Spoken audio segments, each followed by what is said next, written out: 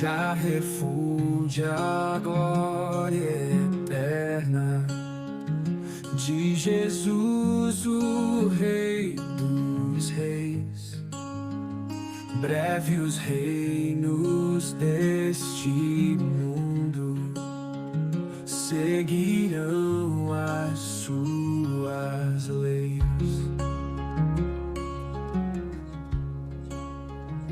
Os sinais da... E aconteceu que, como os homens começaram a multiplicar-se sobre a face da terra, e lhes nasceram filhas, viram os filhos de Deus que as filhas dos homens eram formosas, e tomaram para si mulheres de todas as que escolheram.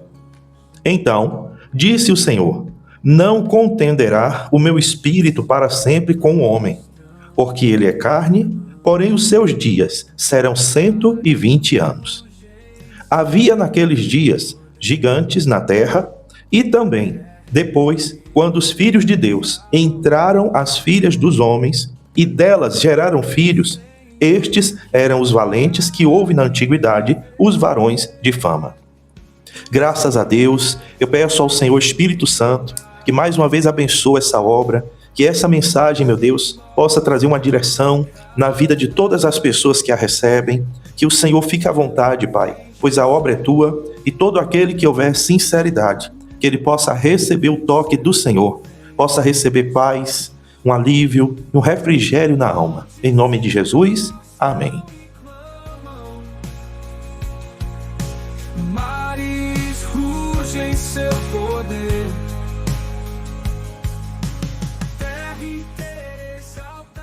Olá, meus amigos, graças a Deus que o Senhor nos dá mais um dia, mais uma oportunidade para a gente poder estar aqui meditando, fazendo nosso devocional diário, alguns minutinhos, que a gente vai meditar e aprender com a palavra de Deus, e nisso a gente está alimentando e fortalecendo a nossa alma, o nosso espírito, meus amados. Precisamos fazer isso todos os dias? Claro que sim. Você não come todos os dias? Você não alimenta o seu corpo todos os dias? A alma também tem sede e fome. O Senhor Jesus, ele disse que ele é o pão da vida e a água da vida. Quem dele se alimenta nunca mais terá nem sede nem fome. Então a gente deve alimentar a nossa alma todos os dias para deixar ela fortalecida, o nosso espírito fortalecido.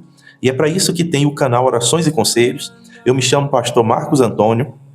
A minha missão é encurtar a distância entre você e Deus, te aproximando dele cada dia mais. E daqui a pouquinho a gente ora. Você pode colocar foto de família, um documento representando a causa que está enfrentando, uma chave representando a casa, o comércio, o carro, a moto, um copo d'água para a gente abençoar para a tua saúde, tá bem? E no final, depois da oração, eu vou deixar o fundo musical tocando, para que você quiser continuar fazendo a sua oração pessoal, tá bem? Então, meus amados, hoje eu li para você no livro de Gênesis, capítulo 6, do versículo 1 até o 4. E a gente vai buscar um entendimento sobre essas palavras que foi usada aqui nesse texto, sobre quem eram os filhos de Deus e as filhas dos homens. Quem eram essas pessoas? Além disso, tem aqui a respeito dos gigantes, que haviam homens gigantes na terra. E sinceramente eu não sei te dizer de onde vieram esses gigantes. Sei que filhos, das pessoas naquela época, e por que eles cresceram tanto? Não sei dizer, não sei como explicar. Então o que eu não sei, eu fico de fora. Mas, como naquela época a gente já viu que os homens chegavam a viver quase 1000 anos, então não é de se estranhar que havia também homens gigantes. Quando se fala gigantes, não é do tamanho de um prédio.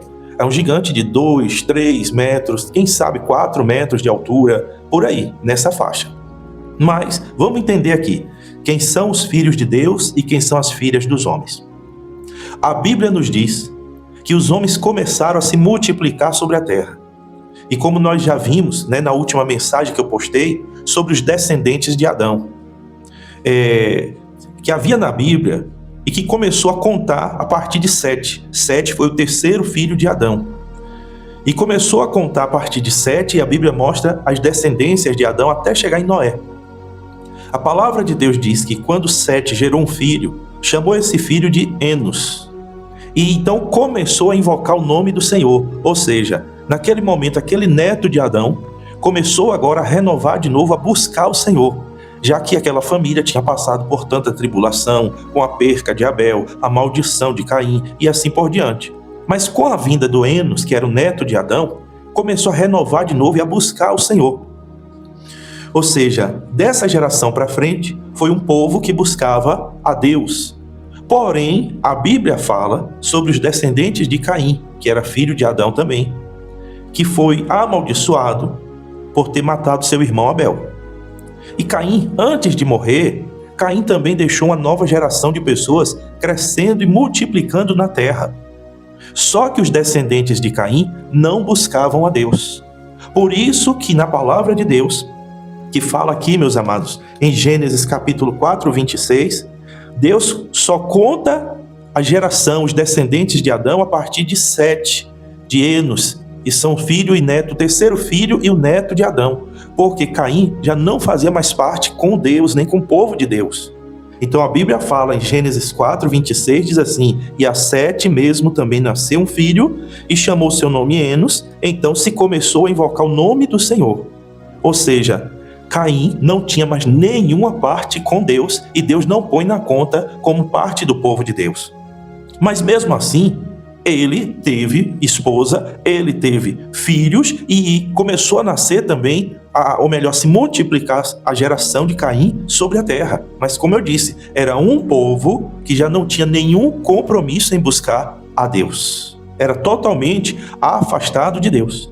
Então o que é que a gente entende? Os filhos de Deus vêm da geração de Adão, que não se corrompeu. O Sete, que foi o terceiro filho de Adão, e do Enos, que foi o neto de Adão.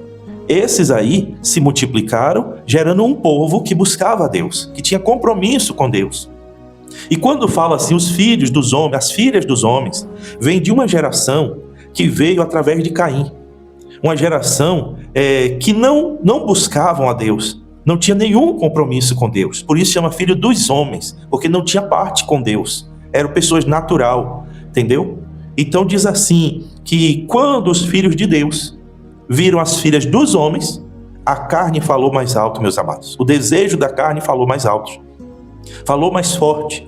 Então aquela geração que buscava a Deus se uniram com aquela geração que não buscava. E o que foi que aconteceu? Se corromperam no pecado também. Por isso eu quero deixar aqui um conselho para você que é evangélico: tenha cuidado. Não existe união entre os filhos de Deus e os filhos dos homens, filhos do mundo. Não existe. E se houver algum tipo de união entre os filhos de Deus e os filhos dos homens, sempre os filhos de Deus saem perdendo. Quando uma pessoa evangélica se casa com uma pessoa que não é evangélica, o que acontece nesse casamento? Quem vai sofrer? Quem sofre é a pessoa que não é, a pessoa que é evangélica, que sempre está sofrendo, porque conhece o caminho de Deus, a palavra, a salvação. E a pessoa que não é evangélica, ela não tem aquele compromisso com Deus. Muitas vezes é alcoólatra, bebe, às vezes fuma, às vezes xinga, às vezes mente. Não tem aquele comprometimento de honrar os mandamentos de marido ou de esposa. Então a balança sempre fica pesada para o cristão, que vai estar sempre lutando para corrigir as coisas. O cristão que sabe o compromisso de casamento, que não deve se separar, deve lutar pela salvação do outro. Mas o que não é evangélico, muitas vezes não está nem aí, nem está chegando para isso. Só quer aproveitar a vida e tirar vantagem, muitas vezes, do que é evangélico. Então, uma amizade é a mesma coisa. Uma amizade, um evangélico, que ele cria um laço, um vínculo muito forte de amizade com quem não é evangélico. Dificilmente vai dar certo. Dificilmente isso vai em frente, porque são princípios diferentes. As pessoas do mundo, os filhos dos homens, não vê problema em homem com homem, mulher com mulher, mas a Bíblia condena. O nosso Deus condena esse tipo de união. E quantas outras coisas mais que as pessoas do mundo aceitam, mas para nós, cristãos, nós devemos fugir, evitar, renunciar. Então não existe união entre os filhos de Deus e os filhos dos homens, meus amados.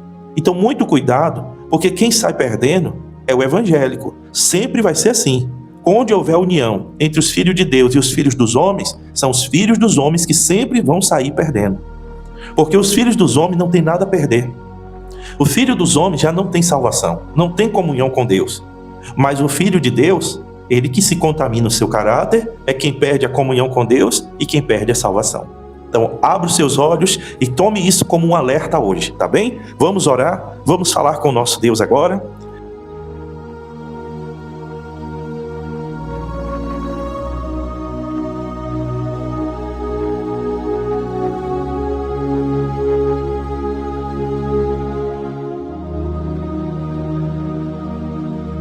Pai Criador do céu e da terra, em nome de Jesus Cristo, teu Filho amado, eu oro apresentando, meu Deus, cada fotografia que é trazida nessa oração, através de alguém, meu Pai, intercedendo pela sua família.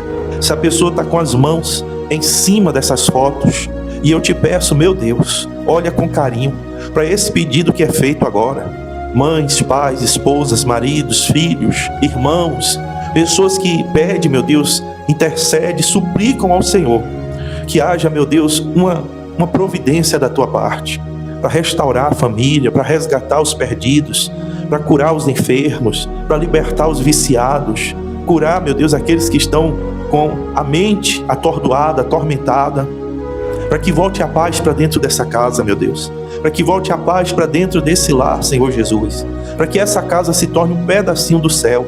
Eu te peço, Jesus, abençoa o casamento, abençoe a vida conjugal, dá compreensão, mansidão, paciência a todos, meu Pai, que estão apresentando a sua vida conjugal.